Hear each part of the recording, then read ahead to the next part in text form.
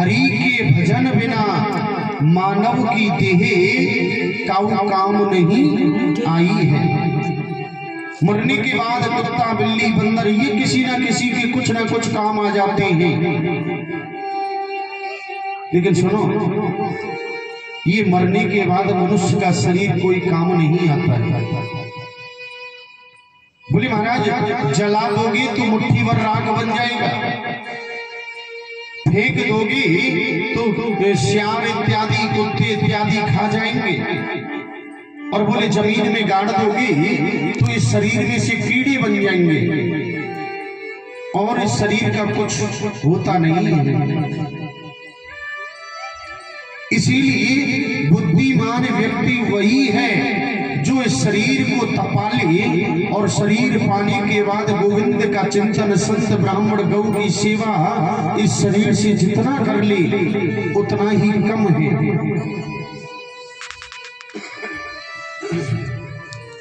नहीं है, ये शरीर भगवान ने हमको दिया है और हमको भगवान को लौटाना है। अब भगवान ने दिया है तब से और लौटाएं जब तक। कोई तो इस शरीर को अवगुणी बना लेता है, कोई शरीर को भजन करके और सिद्ध कर लेता है।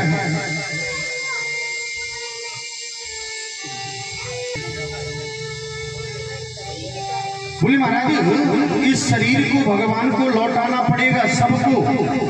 अब कोई तो इस शरीर को बोले महाराज अवगुणी बना करके लौटाता है, तो जानते हो भगवान कहते हैं कि तूने शरीर के रूपी शरीर रूपी कागज पर बहुत दाग लगा दिए हैं। अग्नि देवता भी जलाने के समय पर गाली देते हैं। क्यों? क्योंकि भगवान ने तो शरीर दिया पवित्र बनाकर, लेकिन तुमने इसमें चरित्र से दाग लगाया, नशे का दाग लगाया, इस शरीर को दागी बना दिया। तो इसे जलाने में अग्नि देवता भी गाली देते, उनको भी कष्ट होता है। और एक ऐसा शरीर है जो भगवान ने दिया, वो संत ब्राह्मण माता पिता सास ससुर की सेवा करके और पवित्र कर लिया। ऐसे शरीर को अग्नि देवता जलाने पर बड़े प्रसन्न होते हैं। क्यों? क्योंकि ये सोचना है कि मैं बोल रहा हूं या मुझसे वो बुलवा रहा है तब बोल रहा हूं। पूज्य श्री राजन जी महाराज गाते हैं,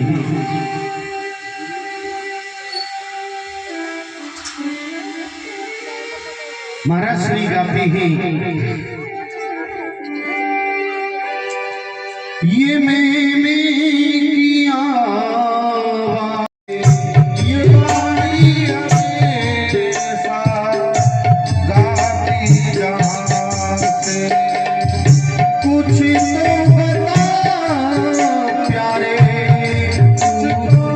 बता प्यारे, कुछ तो बता प्यारे, कर जानता ये तू बोलता है या वो बोलता है, तू बोलता है या वो बोलता है। श्री राम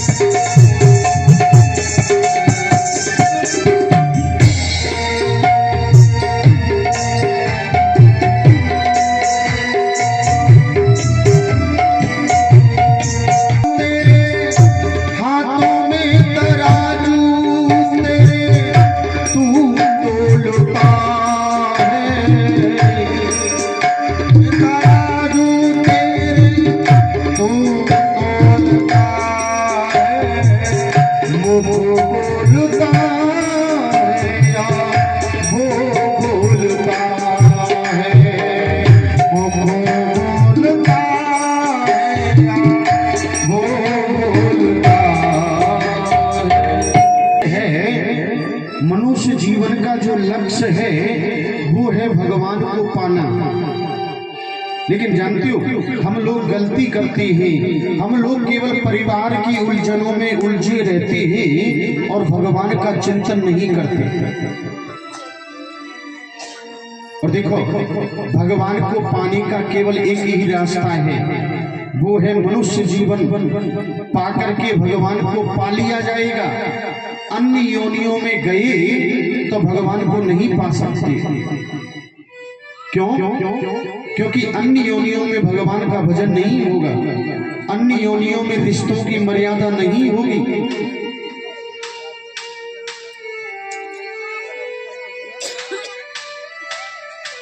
भाव आता है कोई न जगों में मेला रहेगा, कोई न जगों में मेला रहेगा।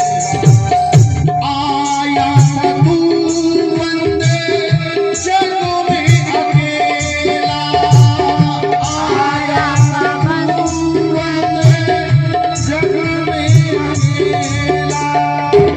जाएगा जब भी अकेला रहेगा, जाएगा जब भी अकेला रहेगा। इससे तो आगे भजन ही है साथी, इससे तो आगे भजन ही है साथी। बोले महाराज इंसान को अब इसका मतलब ये नहीं कि घर परिवार काम धंधा छोड़ देना। शास्त्र कहता है कि काम करते चलो, नाम जपते चलो। ध्यान से समझिएगा। बोले भगवान ने हमें फिर संसार में भेजा क्यों? तो आपने रामलीला देखी है?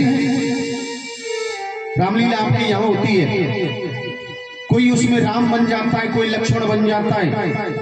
क्या असल माने में वो राम लक्ष्मण हैं? बोले नहीं, केवल बन गए। और बन गए, अगर वो अच्छा रोल करते हैं, अच्छी कला निभाते हैं तो क्या होगा?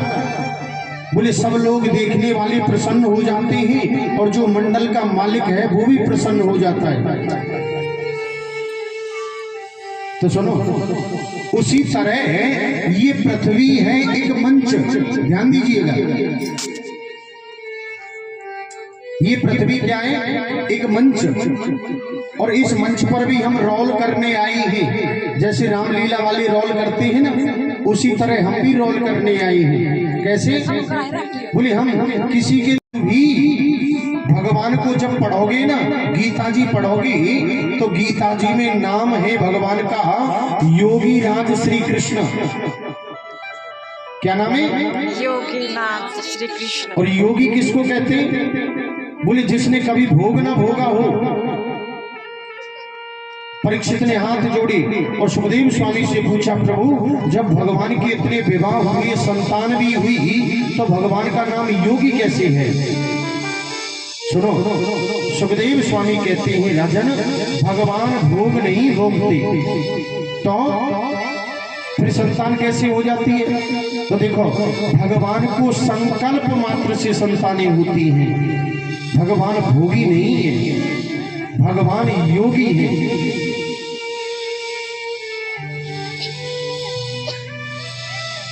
दूसरी बात, आपने देखा होगा भगवान के सर पर मोर पंख रहती है। सबने देखा है ना? क्यों रहती है? कौन बताएगा आप में से? क्योंकि इसको प्रिय है। भगवान को जब पंख ही रखनी थी तो किसी की रख लेते, कबूतर की, तोता की, लेकिन मोर की ही क्यों रखी? बोलो। राधा नाम है। सुनो, ध्यान से रखिएगा, सुन करके निकालना नहीं, मन में बिठाना है। भगवान ने मोर पंख इसलिए धारण की, भगवान ये बताना चाहते हैं कि जिस तरह मैं योगी हूँ उसी तरह मोर भी योगी है। मोर भी भोगी नहीं है, मोर भी भोग नहीं भोगता। तो बोले महाराज फिर मोर की संतान तो सुनो, आपने नाचते हुए मोर को देखा है? और नहीं देखा है तो आना बरसाना, हमारे बरसाने में मोर कुटी है, आज भी हजारों मोर वहां नाच करते हैं।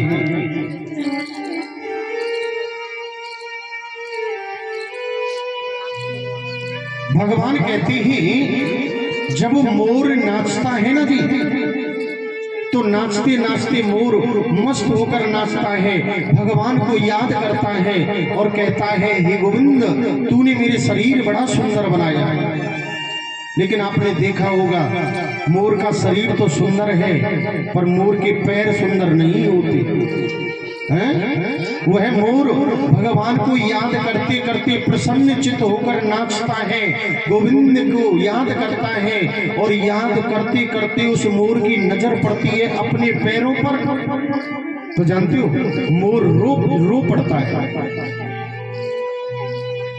मोर रो पड़ता है और कहता है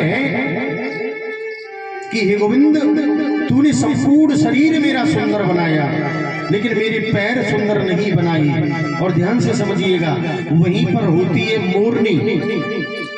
वो मोरनी मोर के आंसुओं को निगल जाती है, गर्भवती हो जाती है। अब तू जैसे भगवान भोग नहीं भोगते,